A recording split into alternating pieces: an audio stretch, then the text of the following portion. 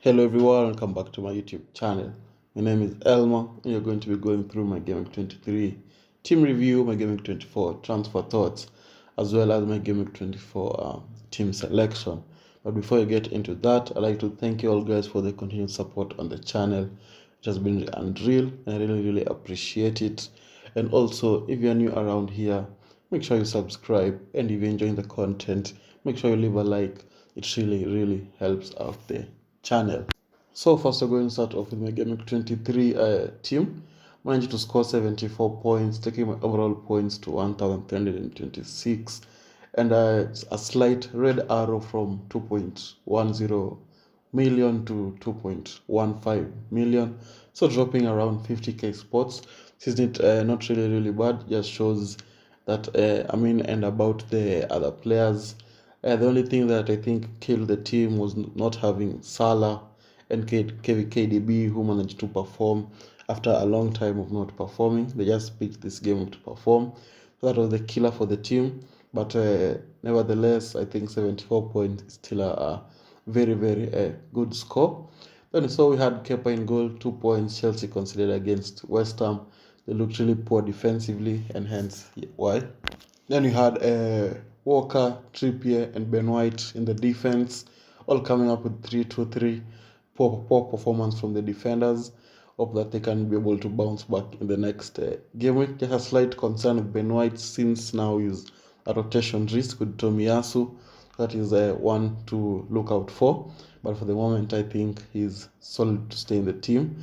Then we had Rashford and Bruno from United. Rashford's continuing his hot streak there with 8 points. Bruno not so good, managing only to get 3 points. Then Almiron, who managed to score a goal after many people had transferred him out. And I think that was a differential pick in some way, because not many people own him. Then he had Saka, who managed to score in both their fixtures, hence 15 points from the main man there, and a very strong performance in both games.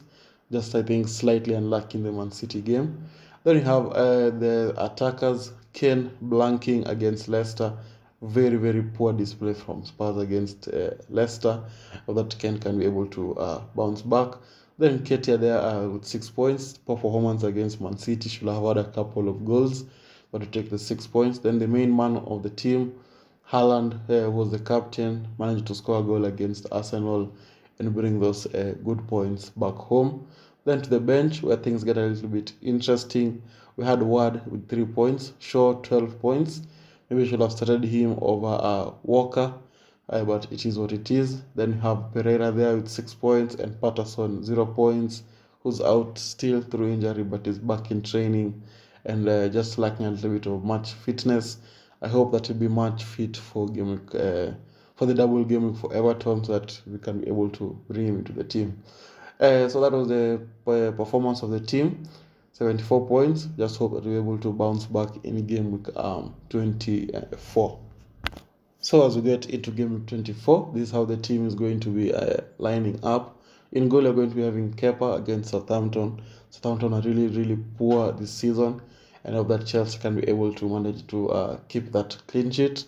Then we have Trippier against Liverpool. It's going to be a very tough fixture, but we can count on his Trippier coming back with those attacking returns, because he's on almost all set pieces for Newcastle, and I think he always comes back with good points. Then we have Shaw against Leicester. I know Leicester managed to score 4 goals against Spurs, but I just think United have a stronger defense, and I don't think the same will occur. I think United will keep a clean sheet as well, because they've been very strong defensively this season. Then you have Ben White, who I think is going to start because he didn't start against Man City in the midweek. So he's going to be more fit than Tomiyasu, and I hope that he's going to start and Arsenal can keep a clean sheet there. Maybe offer some attacking returns, because he always manages to go forward as well when he plays.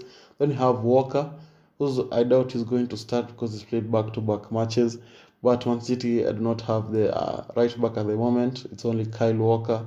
So I hope he's going to start against Nottingham Forest, and I hope they're going to keep a clean sheet, because they have not been so good defensively. But I think the likes of Ruben Diaz coming back, I think they're going to be more solid at the back. Then we can move on to the midfielders. We're going to be having Bruno and Rashford from United, and I hope they can be able to perform against Leicester and come back with the good points. Bruno has not been playing really well of late, and I hope that he'll be able to bounce back. Rashford continuing his hot form, scoring against Barcelona tonight, and he's been really good. So I hope that he'll be able to carry his form to the Leicester fixture. Then you have Saka against Aston Villa, which is going to be a must-win. And if it's a must-win, you always count on your main player. And I think Saka, being the main player of Arsenal, will have to turn up for that fixture and come back with the 3 points after that fixture. And I think Saka is going to manage to score a goal or get an assist as well.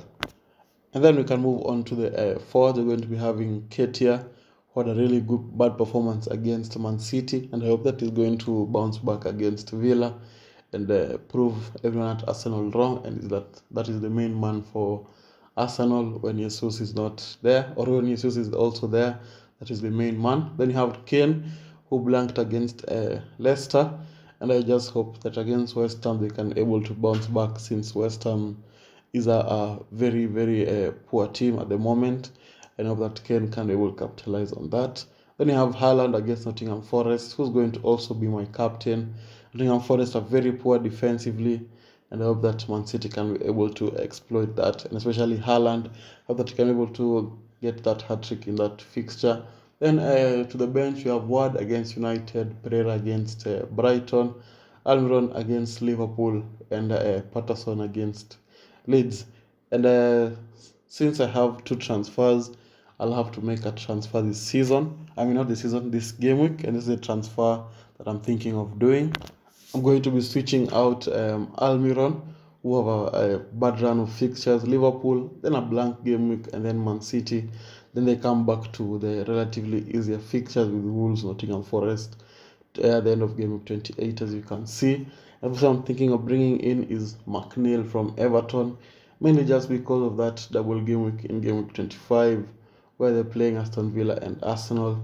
And the fixtures are not really bad, because they have Leeds, then like double game week, and then 26 they play Nottingham Forest, which I think is a very good player to bring in, especially with his price of 5.1 million, which is not a very outrageous price, one that you don't expect a lot from, and I think is a very decent option to have in there from Everton.